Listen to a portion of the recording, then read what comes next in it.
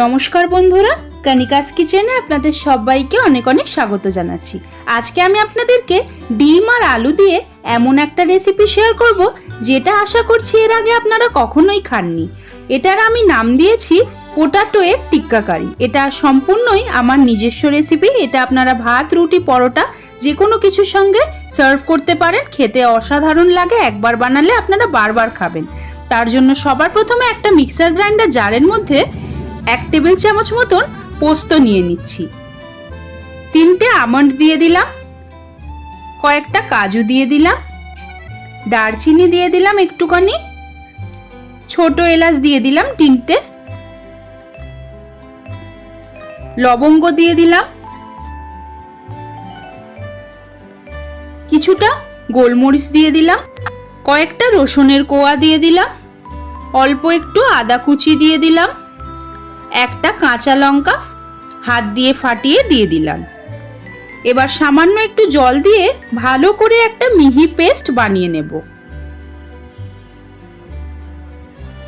এখন আমি একটা বড় সাইজের আলু সেদ্ধ করে নিয়েছিলাম, একটা গ্রেটারের সাহায্যে সেটাকে ভালো করে গ্রেট করে নেব। আলু আমার গ্রেট করে নেওয়া হয়ে গেছে। এখন এর মধ্যে দিয়ে দিচ্ছি 1 চামচ আদা রসুন বাটা, স্বাদ অনুসারে লবণ, 1 চামচ চিনি, হাফ চামচ গোলমরিচের গুঁড়ো,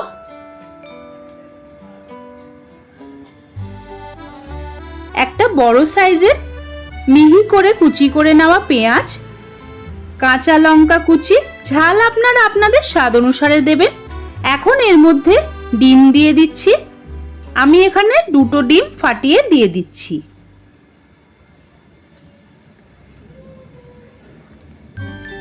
এখন হাত দিয়ে সমস্ত কিছু ভালো করে মেখে নিচ্ছি।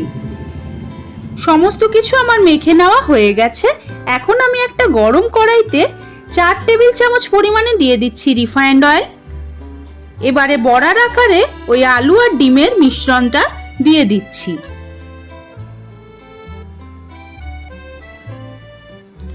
ফ্লেমটাকে কিন্তু এই সময় মিডিয়াম টু লোতে রাখতে হবে, হাই ফ্লেমে ভাজবেন না, না হলে ওপরটা ব্রাউন হয়ে যাবে আর ভেতরটা কাঁচা কাঁচা থেকে যাবে। এখন উল্টে পাল্টে লাল লাল করে এইভাবে ভেজে নেব। একটা ব্যাচ আমার ভাজা হয়ে গেছে, এখন আমি তুলে নিচ্ছি।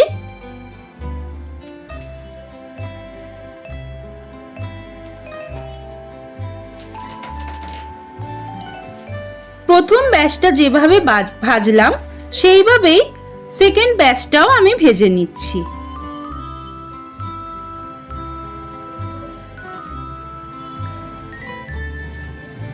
সবকটা আমার ভেজে নেওয়া হয়ে গেছে। এখন আমি তুলে নিয়েছি আর কড়াইতে দিয়ে দিচ্ছি আরো কিছুটা পরিমাণে রিফাইন্ড অয়েল। ফোড়নে দিয়ে দিচ্ছি গোটা জিরে আর দিয়ে দিচ্ছি তেজপাতা। ফোড়ন ভালোভাবে ভাজা হয়ে গেলে একটা বড় সাইজের পেঁয়াজ কুচি দিয়ে দিচ্ছি। পেঁয়াজটাকে এখন হাই ফ্লেমে নেড়ে চেড়ে গোল্ডেন ব্রাউন করে ভাজা হতে দেব। পেঁয়াজ আমার ভাজা হয়ে গেছে। এখন আমি একটা বড় সাইজের টমেটো কুচি দিয়ে দিচ্ছি। নেড়ে চেড়ে এখন টমেটোটাকেও ভালো করে ভেজে নেব। টমেটো ভাজবার সময় স্বাদ অনুসারে লবণ দিয়ে দিচ্ছি। এই সময় লবণটা দিলে টমেটোটা খুব তাড়াতাড়ি মজে যাবে। এখন নেড়ে চেড়ে টমেটোটাকে ভেজে নিয়েছি, টমেটো গলে গেছে। তারপর দিয়ে দিচ্ছি আগে থেকে যে মশলাটা আমরা বানিয়ে রেখেছিলাম সেইটা। এখন নেড়ে চেড়ে নিচ্ছি সমস্ত কিছু। মিডিয়াম টু লো ফ্লেমে মশলাটাকে ভালো করে কষিয়ে কষিয়ে রান্না করতে হবে। মিক্সার গ্রাইন্ডার জারটা ধুয়ে জলটা আমি দিয়ে দিয়েছি। বেশি জল কিন্তু এই রেসিপিতে লাগবে না। সমস্ত কিছু নেড়ে চেড়ে 1 টিস্পুন দিয়ে দিয়েছি হলুদ গুঁড়ো আর 1 টিস্পুন দিয়ে দিয়েছি লাল লঙ্কার গুঁড়ো। নেড়ে চেড়ে সবকিছু মিশিয়ে নিচ্ছি। সবকিছু আমার ভালোভাবে মেশানো হয়ে গেছে। দেখুন মশলা থেকে কি সুন্দর তেল সেপারেট হয়ে গেছে, মশলা কষানো হয়ে গেছে। 1 টেবিল চামচ পরিমাণে দিয়ে দিলাম ফ্রেশ ক্রিম। ভালো করে সমস্ত কিছু নেড়ে চেড়ে মেশাবার পর সামান্য একটু জল দিয়ে দিচ্ছি। গ্রেভি আমাদের মোটা হবে, তাই জল বেশি লাগবে না। ভালো করে নেড়ে চেড়ে নিয়েছি। গ্রেভিটা এইভাবে ফুটলেই আগে থেকে যে বড়াগুলো আমরা ভেজে রেখেছিলাম আলু আর ডিম দিয়ে, সেগুলোকে একে একে দিয়ে দিচ্ছি।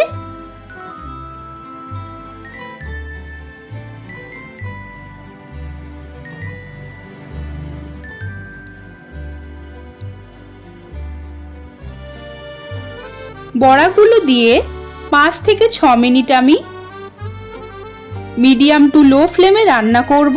5 থেকে 6 মিনিট পর দিয়ে দিচ্ছি কয়েকটা গোটা কাঁচা লঙ্কা।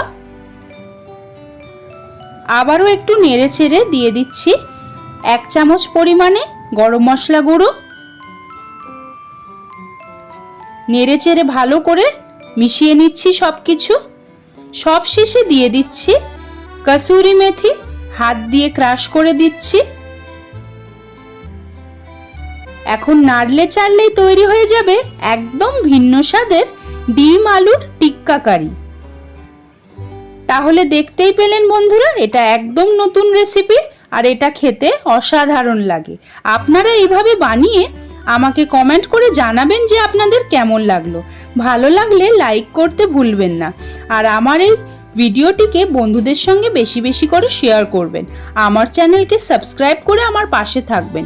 আজকের মতন এই পর্যন্তই, আবারও হাজির হয়ে যাব নতুন কোনো রান্নার রেসিপি নিয়ে। সেই পর্যন্ত আপনারা সবাই খুব ভালো থাকবেন ও সুস্থ থাকবেন। এতক্ষণ পাশে থাকার জন্য আপনাদের অনেক অনেক ধন্যবাদ।